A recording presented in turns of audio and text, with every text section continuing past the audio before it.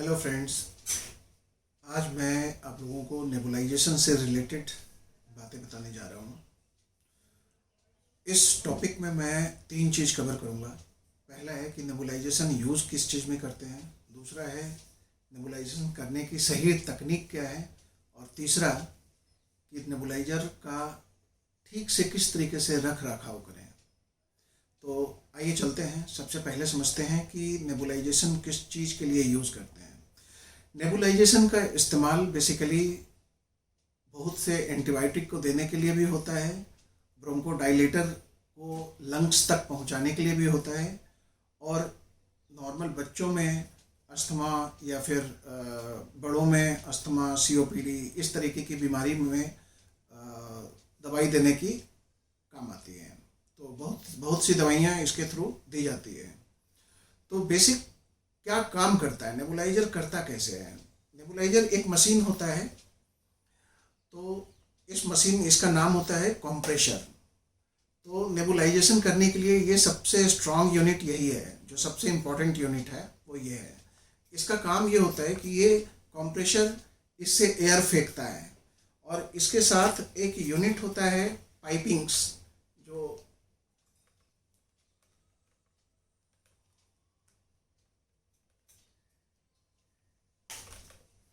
ये पाइप होता है।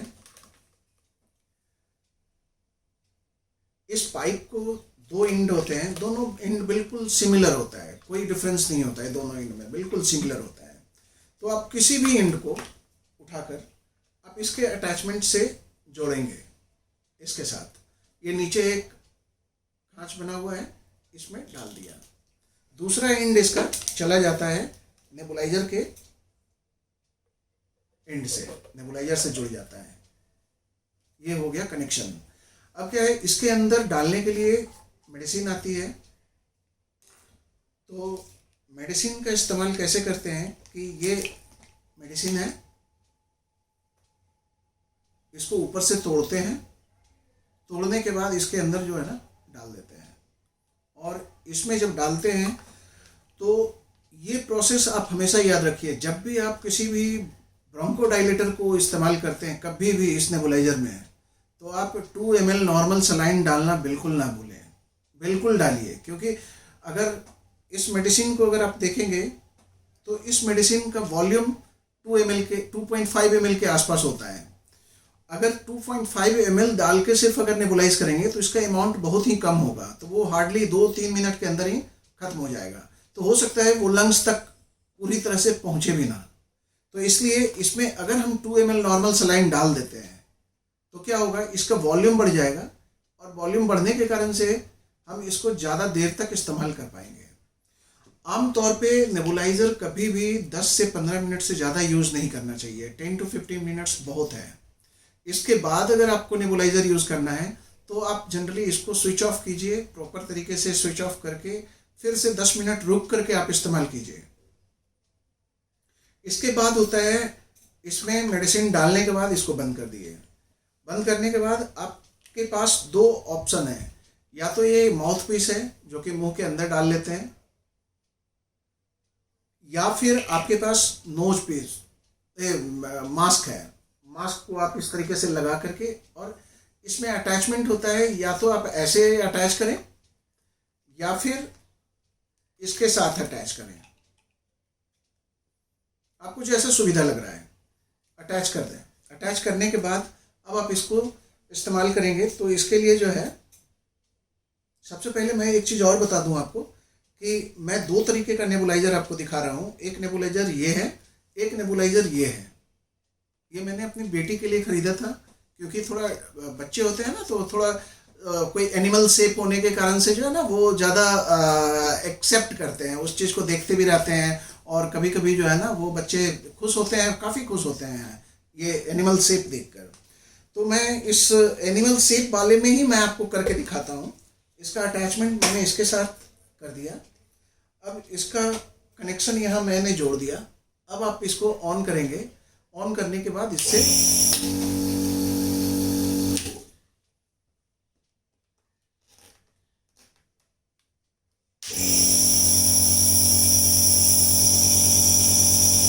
अब इसको मुंह में रखना है, मुंह के अंदर, अदरवाइज मेडिसिन बहुत ही बर्बाद होता है।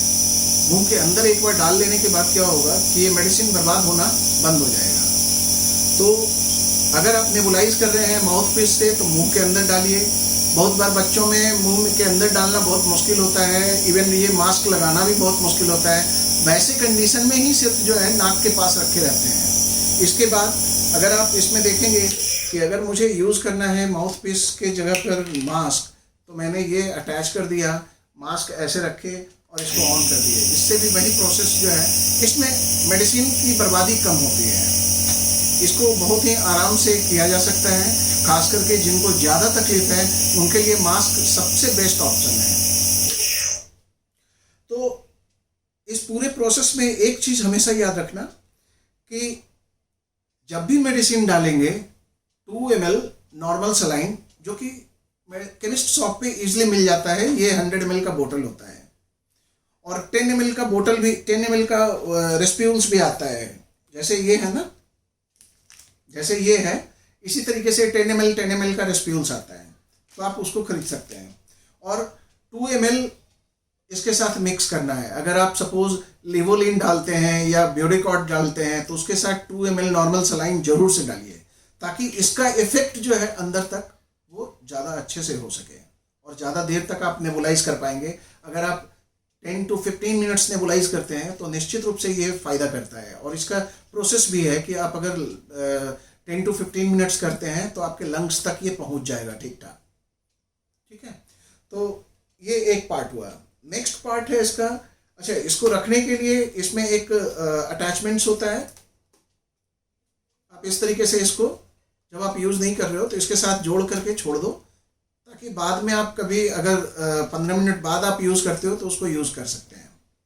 दूसरी बात होती है कि रख रखाव कैसे करना है। इसका रख रखाव बहुत इंपॉर्टेंट है। नॉर्मली हम नेबुलाइजर के साथ कुछ भी छेड़छाड़ नहीं करते हैं, इसको बिल्कुल भी टच नहीं करेंगे, इसको कोई स्क्रू नहीं खोलेंगे इसका। इसमें सिर्फ ध्यान देना है, इसके साथ एक फिल्टर होता है, फिल्टर को घुमाने से ये फिल्टर निकल जाता है बाहर। ये फिल्टर जब बाहर आ जाता है तो इसके अंदर ये फिल्टर चेंज होता है। ये फिल्टर आप जिस कंपनी का आपने ये खरीदा है नेबुलाइजर, उस कंपनी का बंदा ही आपको फिल्टर अवेलेबल करवा देगा, या फिर आप दुकान पे, शॉप पे जाकर आप खरीद सकते हैं।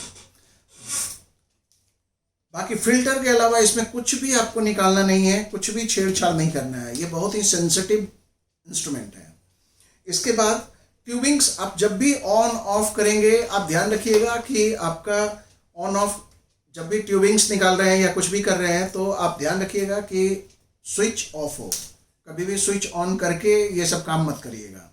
इसके बाद इस ट्यूबिंग्स को जनरली क्लीन नहीं करना पड़ता है, इसको क्लीन करने की ज़रूरत नहीं पड़ती है। ट्यूबिंग्स के लिए करते क्या है कि इसको अटैचमेंट निकालने के बाद कंप्रेशर के साथ इसको जोड़े।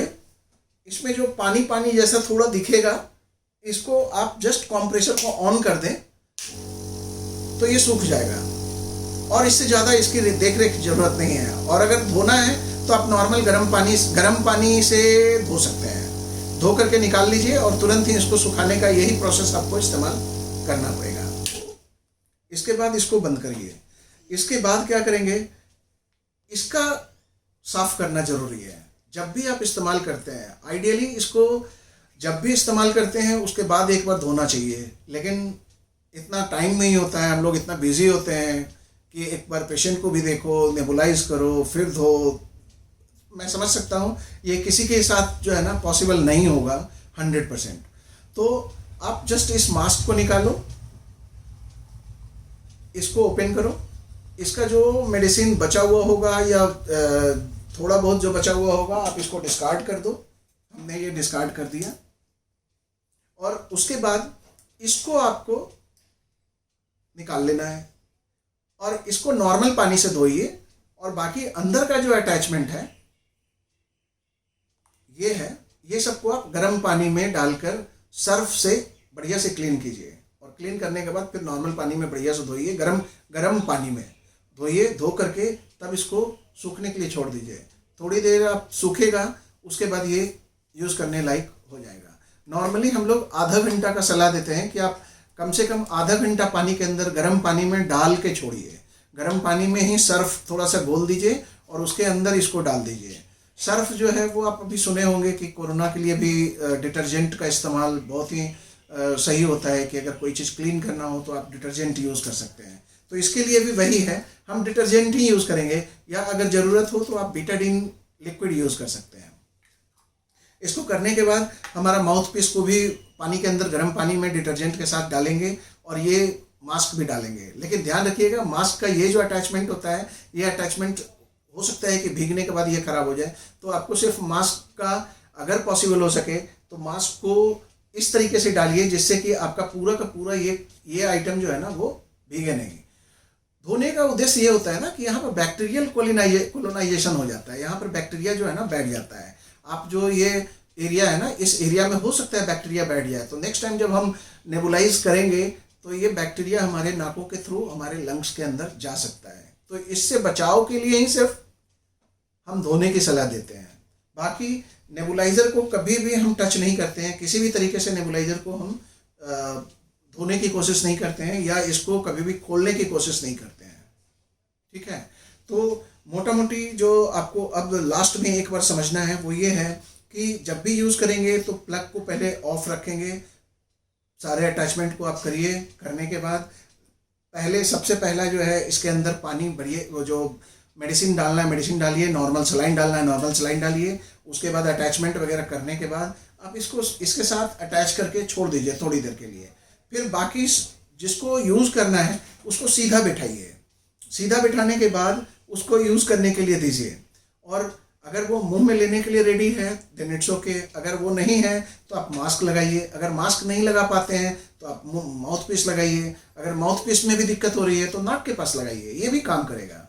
और उसके बाद जब सारा कुछ हो गया 10 से 15 मिनट करने के बाद आप इसको निकालिए। निकालने के बाद इसका पूरा बढ़िया से क्लीन करके रखिए।